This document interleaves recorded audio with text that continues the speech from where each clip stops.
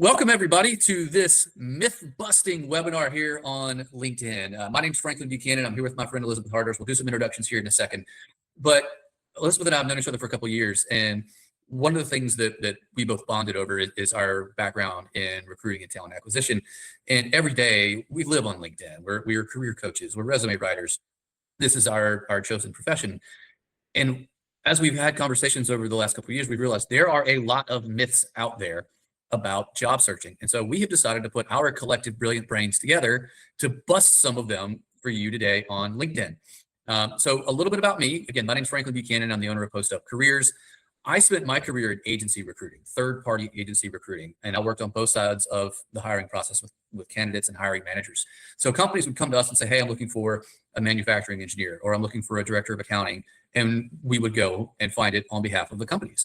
Elizabeth, I'm going to kick it over to you and tell us a little bit about your corporate recruiting experience. Yes, so I did corporate recruiting for almost 10 years. So I wasn't working specifically for a staffing agency, spent a little bit of time in healthcare, a little bit of time doing recruiting in manufacturing, and a little bit of time in the agriculture industry as well. Now, most of the companies I was working at, I spent a good amount of time recruiting for all levels of the business, individual contributor roles, managerial roles, even some higher level roles. And I've been doing resume writing, career coaching, interview coaching for about 5 years now. And I typically work with corporate professionals and corporate leaders. Awesome. One of the fun parts that you're going to get about in this webinar, and by the way, if you have questions, drop them in the LinkedIn chat. Elizabeth and I will answer them as best we can. And then at the end of this, we'll give you a little call to action if you want to schedule some time with us or get more information. So we're going to jump right into it. And I'm going to go straight with the first myth, and it's that all jobs are posted online. Now, I'm not convinced that there's such a thing as a hidden job market. I do think there is some aspect of compliance that takes place with job postings. I think everything gets there eventually. But a lot of the positions that you see posted on LinkedIn or Indeed or somewhere like that, they get posted and they may already be in the top 3 of who they want to hire because they're utilizing third-party agencies, because they're utilizing or they've opened it up internally, or Elizabeth has filled it from previous positions and already has a pipeline. So I think that the myth that everything's online and that's where you should spend your job search is the first one we should bust. What do you think? Yeah, I would say that when I was in corporate recruiting, when I was looking for a new accountant, a new salesperson, a new director of IT, anything like that, one of the first things I actually did was I asked for referrals first. So this is why I think so many career coaches tell people to network, even though a lot of people hate the word networking. The thought of doing it sounds awful, especially if you're an introvert. But the more people who know you and know what you do well, the more chances are it's going to come up that you are going to be brought up in those conversations about, well, who can we talk to that could be an employee referral or someone who's done well in the department or on other teams who could benefit this team now. Oh, I think that's a phenomenal point. There's the whole thing of good people know good people, which is true. It's absolutely 100% true. But the cheapest way a company can hire someone is through a referral, because an agency recruiter like me was 25% minimum of her first year salary. A referral might be $100 gift cards to Omaha Steaks or something like that. Yeah, definitely. And also too, when we were recruiting for high level roles like tech, for example, anything in the STEM like engineering, technology, sometimes accounting and finance too, sometimes we wouldn't even necessarily heavily rely on what we had internally. If we were looking for someone highly specialized, we would go to a staffing agency because they were already well networked with people with those niche skill sets. And we would ask them specifically, like, who in your pool could be a good fit for our company. We did that a lot with executives too. In fact, a lot of the higher level leadership roles, sometimes we didn't even post those on our job boards. We strictly worked with a staffing agency alone to find the best person for that leadership role. Yep. What do you think the second myth is? I actually think a lot of people struggle with how long it takes to find a job. I was actually talking to a friend over the holiday break, and he was saying, he's like, yeah, I think if I wanted to find a job now, it'd probably take me about a week or 2. And I was like, in this job market, with how much things have changed, I told him I've talked to candidates where they're spending 6, 7, 8 months looking for a job, and they still haven't found a role. And it's been really frustrating. It's 2025 was probably the craziest market that I've seen, and I worked in the 2008 crash in recruiting, in manufacturing, which was absolutely crushed. This one it's different this time around. Things that used to take days are now taking weeks. And things that used to take weeks are now taking months.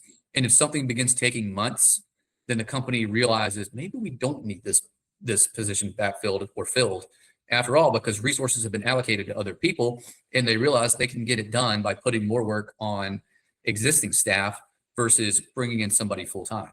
And I think that's killing people. And you're right. I think I saw a stat from PathRise about midway through the year that the average job search was taking around 8 months, I think is what it said. Don't hold me to that. I'll see if I can find the data and send it out later. But I was stunned when I saw that. Now, that's what I'm seeing in the job market too. And the other thing that's really difficult is once you've been in your corporate profession for a while, like let's say you've have years of project management experience, you have years of leadership experience, things like that, you've kind of worked your way up to like a specialty or a niche. And it's not fair, but when you're like fresh out of college, you have all kinds of opportunities because you haven't like really niched yourself yet. Once you kind of niche yourself, the farther up you get in your career, the harder it is to find jobs that meet your niche. And then that just kind of adds to the difficulty. Also, we both know that age discrimination is a real thing. But I think another layer is that if you're not finding jobs that meet your niche skill set, it can be tougher than, someone where, they're just right out of college and they have like this world of opportunities open to them. Yeah, like if you think about it, if you're in a relatively small area and you're an engineering supervisor, the next level up is an engineering manager. Well, there might be 3 engineering supervisors in the 10 or 15 different manufacturing facilities around, but there's only 1 engineering manager.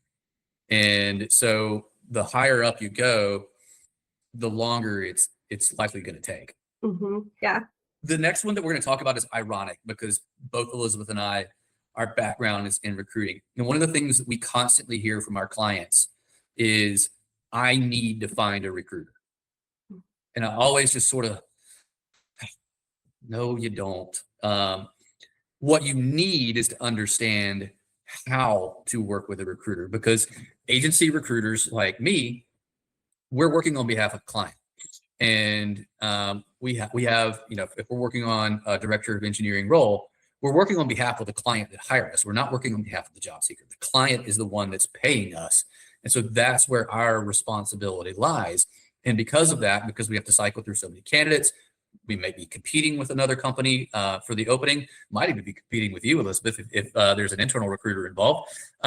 We have to be very, very quick to submit our candidates, which means we don't have time to give you advice on your resume. We don't have time to dive in and figure out what it is you actually do. We have to be quick. And so you need to understand how to work with a recruiter versus finding a recruiter. Mm-hmm. Yeah, I agree with that completely. And when I was a corporate recruiter, there were times where it was on me to find the person with the niche skill set that we were looking for. So I would actually go on LinkedIn and I would spend hours every day trying to go use a Boolean search to search through, thousands of profiles and trying to find who I could message specifically about a role that I thought was a genuine fit.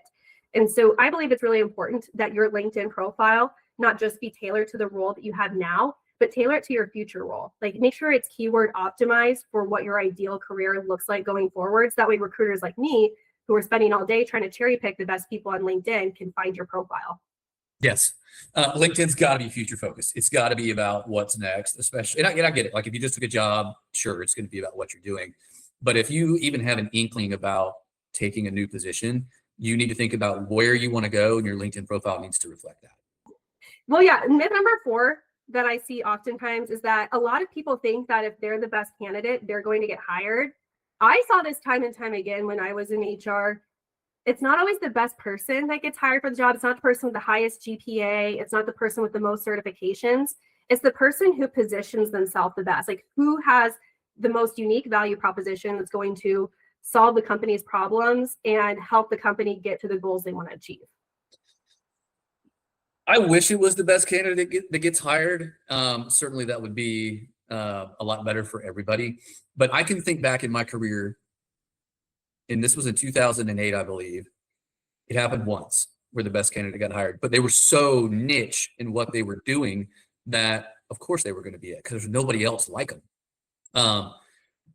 It's not about your skills. It's not about your strength. I mean, it is, but what it's really about is how you've positioned those skills and how you position those strengths. and how you are going to solve whatever company you're interviewing for's problems. The next myth, this is a fun one. Resume writing is easy. What do you think about that? I can't tell you the number of times people think like, oh, I'm great at copywriting, so I should be able to write my own resume. Oh, I could write resumes when I was getting my MBA, or I could write essays when I was getting my MBA. So if I could write essays, certainly I could write my own resume. Like I was a great student, or I know technical writing. This has to be easier than that. But resume writing, it's its own thing. It's not copywriting. It's not technical writing. You're not writing an essay. You're writing really concise bullet points that all contribute to a unique value proposition that's tied to your targeted role, not your current role. How can you tell a story in as few words as possible? That I think is something that almost everyone struggles with, because people are used to writing English papers and essays, and distilling a 6-month project into a 2-sentence bullet point that articulates results and scale is not something that comes natural to everybody. And I think that's one of the reasons why Elizabeth and I, our backgrounds tailor really well to what we do as career coaches and resume writers, because we were recruiters. And not only have we scanned thousands of resumes, when we're submitting resumes to our clients, whether it's you internal or me submitting it to whoever the hiring manager is, we're also writing those resumes, and we're making sure that we're getting the value proposition of the candidate that we're recruiting on paper to a hiring manager so they'll interview them. Mm-hmm. Yeah, and if recruiters can't understand quickly what your unique value proposition is, they may just move on to a different resume. I mean, they're getting thousands of resumes a day, and it takes a while for them to look through all of those. Which leads us into our next myth. The ATS is the only thing. I got to get past the ATS. It's the one that's rejecting me. That's a myth that I've tried to bust 1,000 times, but I want to hear you bust it first before I do. So to be honest, some of the smaller organizations I work for, they weren't having knockout questions. They didn't have it. I know that some companies, like, they're using features like, for example, Workday. They do have AI scanners that are putting you in buckets, like, are you least qualified, most qualified, et cetera. But a lot of the times I was the first one scanning it with my own eyes. And again, yeah, if you don't have this human touch to your resume that makes you sound unique, it's not enough to get an interview in 2026. It's not. At the end of the day, the ATS is just a database. And yes, AI is being more integrated every second that I am speaking into these systems. When I left my last corporate job, I was one of the trainers for how to utilize our applicant tracking system. And it functions just like any other thing. You Boolean search it, and then a recruiter's looking at your resume for 6 seconds, and bam, moving on to the next one. And so, yes, sometimes there's knockout questions like, do you live within 60 miles of whatever city the place is in? If you click no, and they want someone within 60 miles, yeah, you're getting an auto reject, or things of that nature. But still, more often than not, and I saw this article, I think it was in Business Insider. It was the top TA execs at like Salesforce, Microsoft, Google, and a few others talked about, and I'm not sure I buy this, but every resume is looked at that comes in off of their postings. Mm-hmm. Yeah, and another thing I tell people too is that since it is more highly likely than you think that a human is reading your resume, it's important not to sound robotic. I was at an HR networking event recently, and I was asking some of the recruiters that I've stayed in touch with over the years, and some other people that I was networking with, like, what are some of your biggest challenges that you're seeing in recruiting right now? And they say they're getting overwhelmed with fake applications. And that really caught my attention. Like, what do you mean you're getting fake applicants? And they're like, yeah, it just all sounds robotic. All the resumes look the same. Like, we can tell when it's been written by AI now because all the AI resumes look the same. And so I now tell my clients, like, hey, if you have AI doing all the work for you, you're not going to look unique, and you could get auto rejected just because you sound robotic and not human. Yep. So here's the thing about the AI. I trained my AI system that I use on how to write a resume. Okay. I am an expert in resume writing. I personally trained it across multiple industries on how to write a resume based on how I do it, our standards that you and I are held to. And it was still bad.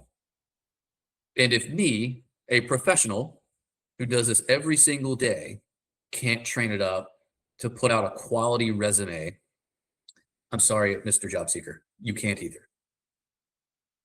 Yeah. I don't use AI to write my resumes. At most, I might use it as like a brainstorming tool, but I can't like get it to write a bullet point the way I do with the structure I do that's aligned with what our certification requires. It's just, I want it to be eye-catching and concise. And even though I told AI to make it eye-catching and concise, no, so I just end up writing it myself.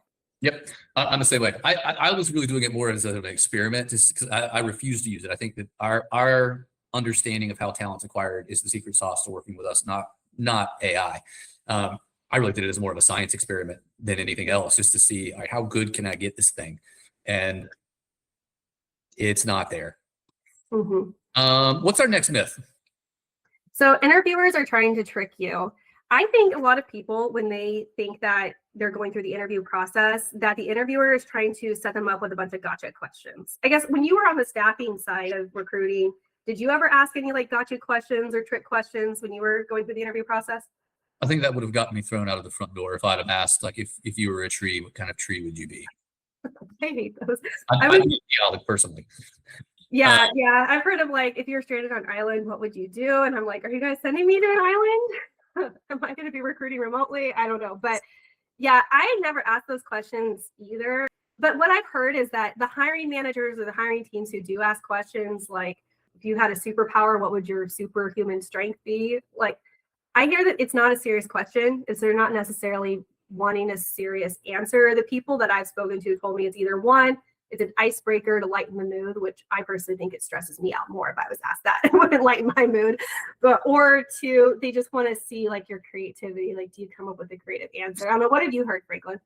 I think the icebreaker would do, and I think if somebody broke the ice out with me, I think I would just click end on the interview. The creativity piece, how creative can you be with your answer? Because there's no right answer to them.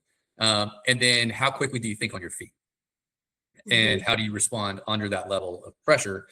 I got asked this one time: how would you weigh the heaviest person in the world without a scale? And I tried really hard not to roll my eyes. I ended up getting that job, so I guess I didn't roll my eyes. But I just was like, all right, well, I'd put them in a bathtub, and then I'd fill it up to the top, and then see how much water fell out, and I would weigh it and multiply it times their height. It was something like that, which probably is the worst possible way to do it, but the interviewer liked it. Yeah, I was once asked in an interview if I was a song, what song would I be? And I think I said, Man, I Feel Like a Woman by Shania Twain. And I was like trying to spin it. I was like, yeah, it's a song about being confident and liking who you are. So, yeah, sometimes they just want you to be creative and not super serious with it. But yeah, I think another myth too is that some people think like, oh, I'm extroverted. I have a good personality. I've interviewed before, like this should be easy. And I personally think like just because you're an extrovert, just because you're good at selling, that doesn't necessarily mean that you're good at interviewing. But I guess, what have you seen, Franklin? No, I think you're absolutely right. Selling yourself in an interview, there's some similarities, I suppose, like if you're in sales, selling a product or a service. But most people can confidently speak about the product and service because they've done service, because they've researched it and they've done their homework on it and they know it like the back of their hand.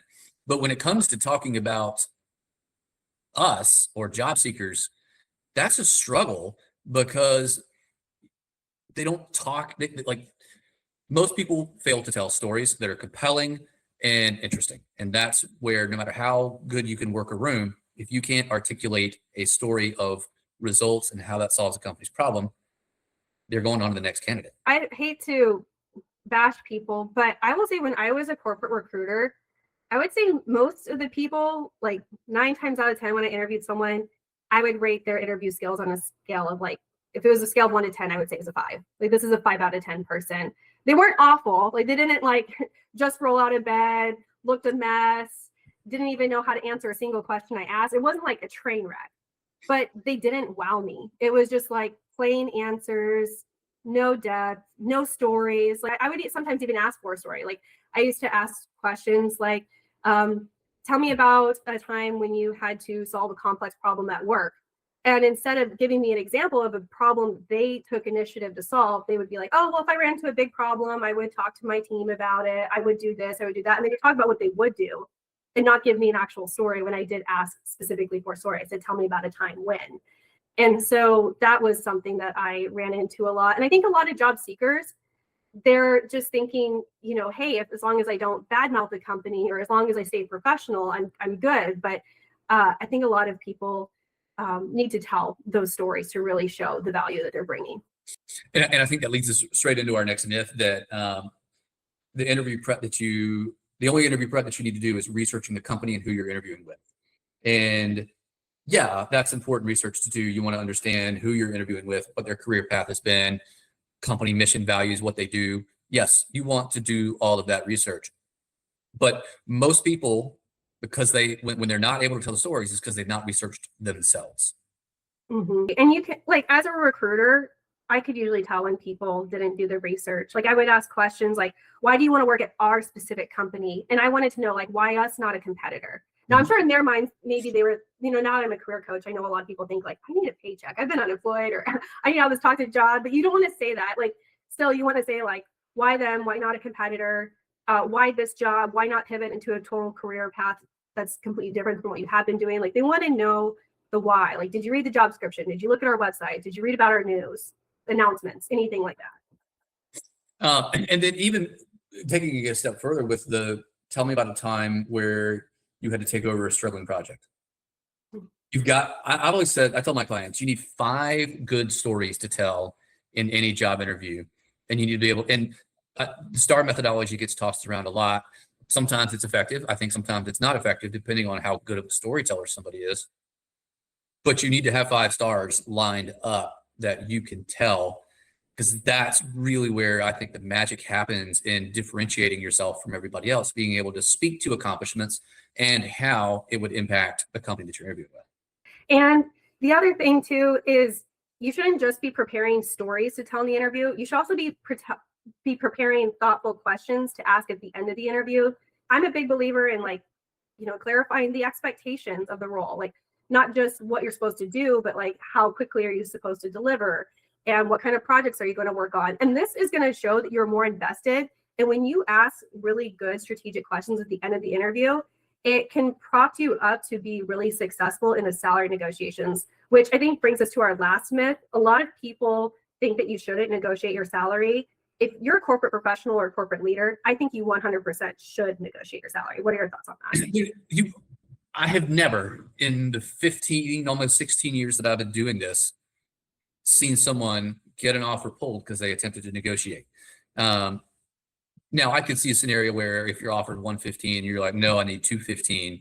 That could cause a potential issue right there.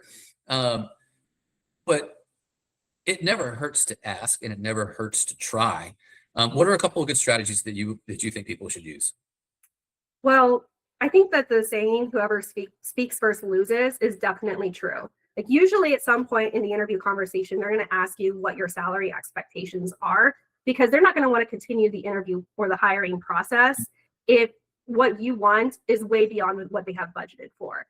But since you don't know what their budget is most of the time, instead of saying like a specific number, if it's at all possible, I would answer that question with the question. If they ask what are your salary expectations, I say, well, hey, would you mind disclosing that's a great question. Would you mind disclosing the pay range for this position? Nothing wrong with that. Now, I will say on top of that, a good recruiter can get a number out of anybody without having to divulge what the salary range is. I think that whoever speaks first loses should be whoever speaks definitively first loses. So if you say, I want $107,000 in my next role, we'll expect to get an offer of $107,000. If you get backed into a corner and you feel like you have to give a number, give a range. But that's where your research on the company you should have done long before the call. You need to be ready. That's why working with someone like us, we prepare you for this question. And so when you get it, you're not backed into a corner and give a lower range than you should have. And again, one of the benefits of working with us is we'll help you game plan, because everyone's negotiation is different. Everyone has different leverage based on where they are in their job search, where they are in their career, and help leveraging that to maximize your worth is one of the particular advantages to working with a career coach. And when I did work in recruiting, the people who were the most successful in salary negotiation came with labor market data. They did the research, they went on Google, they found credible sources to say like, hey, in this market, senior design engineers are making between X and Y. And if you're really good and you know how to position yourself well on a resume and in your interview, you can maybe even take one step further and say, I see myself somewhere towards the higher end of that range, but I'm happy to talk more about that when we get to the negotiation phase. I think that's better than just, again, like you said, pinpointing a very specific number. Yep. Couldn't agree more, Elizabeth. Well, this has been a fun conversation. We hope that everybody here has enjoyed it. We're going to try to get the recording sent out to everyone that registered. You might even find it pop up on some of our LinkedIn pages and maybe even other channels. Both of our websites are listed in the description. Give us a little closing statement and we'll wrap this thing up.